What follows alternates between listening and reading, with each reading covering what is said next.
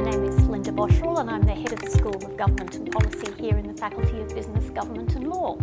I'm a public policy researcher and my field is Australian politics, but I have a bit of interest in political psychology and developing public policy theory. So I've been head of the School of Government and Policy for several years now, and I'm really proud of my team. They're very student focused in what they do, they're passionate about it, and I think they do a really terrific job. I think the approach that they take to teaching is one of the reasons why students enjoy being at the University of Canberra.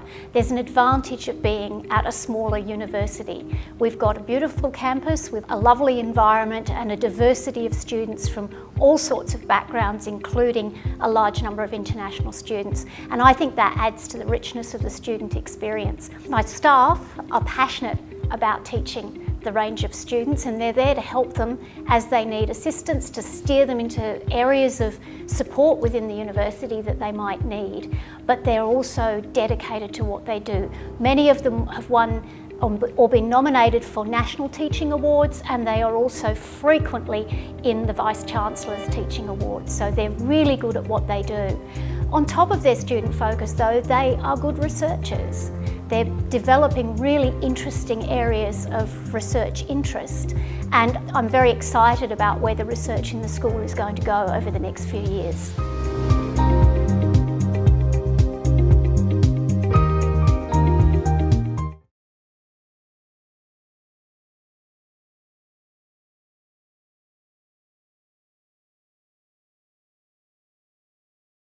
Hello, my name's Associate Professor Mary Walsh and I teach Politics and Democracy, Identity Politics and Introduction to Politics and Government.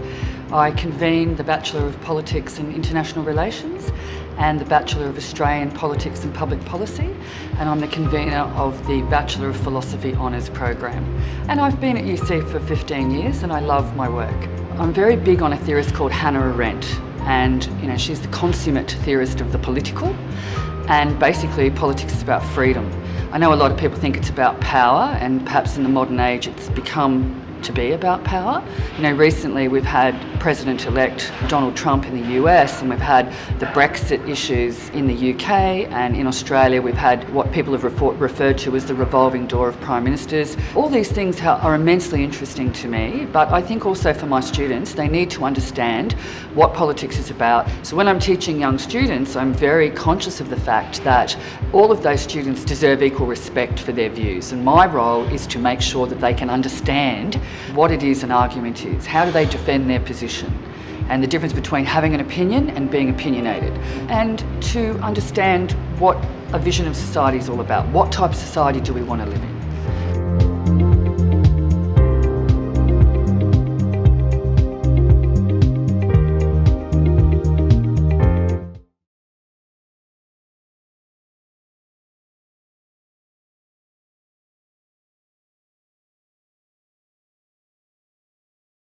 I'm Jean-Paul Gagnon, Assistant Professor of Politics at the University of Canberra.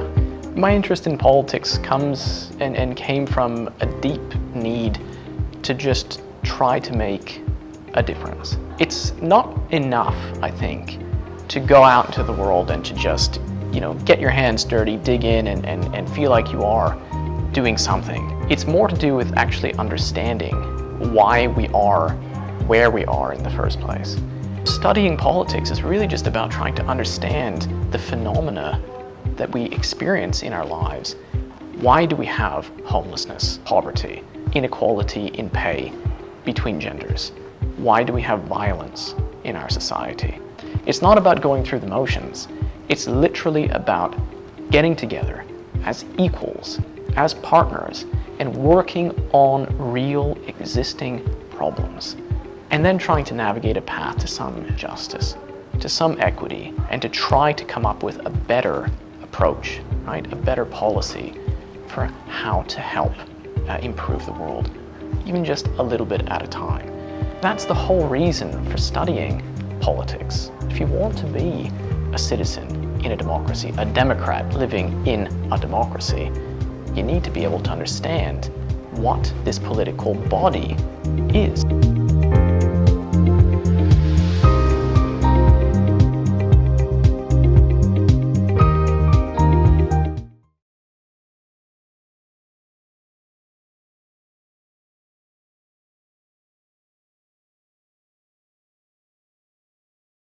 My name is Dr. Anthony McCarthy-Jones and I teach International Relations and Security Studies here at the University of Canberra. I think it was when I was 18 and I was taking my gap year between sort of year 12 and starting university, and I had the opportunity to go and live in Chile in South America, and that's what really sparked my interest in what was going on outside of Australia. My PhD research focused on trying to sort of assess the radical policy change in Venezuela under Hugo Chavez, and so I was quite interested in that, but now a lot of my research has moved on to more security studies, so I'm currently working on a sort of extended project that's attempting to develop new methodologies for the Australian Federal Police in tracking and disrupting dark networks that operate in the Pacific, such as Mexican cartels, and how they establish linkages with local organised crime groups in Australia. I think what's nice about teaching the sort of international relations units or the sort of international security units is students seem to be quite attracted to them. They're sort of, I suppose, the more sexy topics that you could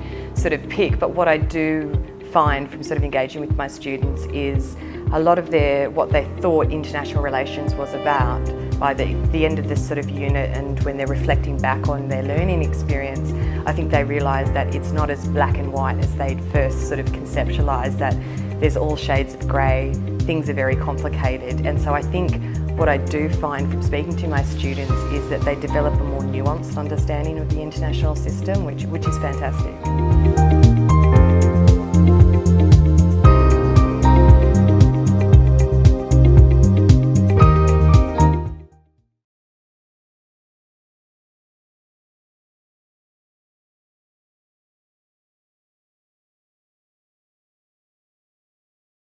I'm Peter Lane. I'm the Director of the National Security Institute here at the University of Canberra. And what that means is I like teaching students about national security, and I like teaching them about the challenge of modern terrorism. So it's about trying to understand the challenges that face us as a nation, that face us as individuals in our communities, but also the problems that the globe faces as we look to the future. If you look across the globe, particularly in the Middle East, but also in parts of North Africa, countries are under real challenge. The terrorists are trying to achieve something. We really do try and understand what they're trying to achieve. What can we do to counter that threat? I came to the National Security Institute after a career in the Army. 37 years, sounds like a long time, but it was a terrific time. I retired in the rank of General as the Chief of the Australian Army. Whilst I was there, I saw our soldiers and I saw sailors and airmen overseas on many occasions. I was really proud of what they did. And what I wanted to do was to try and help others understand the problems of security, how we can make a contribution as individuals to our communities, to the nation, and also to the globe. So I hope that I can bring a practical side rather than just a purely academic or theoretical side to the problems of terrorism and the problems of national security.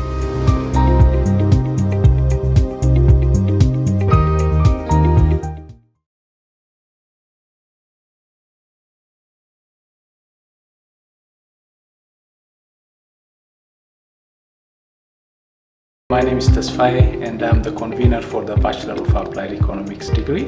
One issue of great public interest is that of climate change and how we can tackle the problem. Economists contribute to the discourse on climate change in many ways. We try to identify the different channels climate change may affect economies. More importantly, we try to determine the most economically efficient way of reducing carbon emissions or pollution. Economics also studies issues of poverty and vulnerability. There are close to 1 billion people who live in extreme poverty in the world today. They lack access to safe drinking water. They have limited access to health care and education. They suffer from social exclusion and discrimination and so forth. We also teach a unit in behavioral economics, which is relatively a new area in the field of economics. Behavioral economics studies how people make choices by drawing on insights from psychology and economics. Why men and women engage in activities that are harmful to their well-being. People say they want to quit smoking, or start exercising, or eat better, but they don't do it. In our behavioral economics unit, we will introduce you to experiments that will show you human beings are not always rational in their decision making. These are the type of questions we try to address in our unit.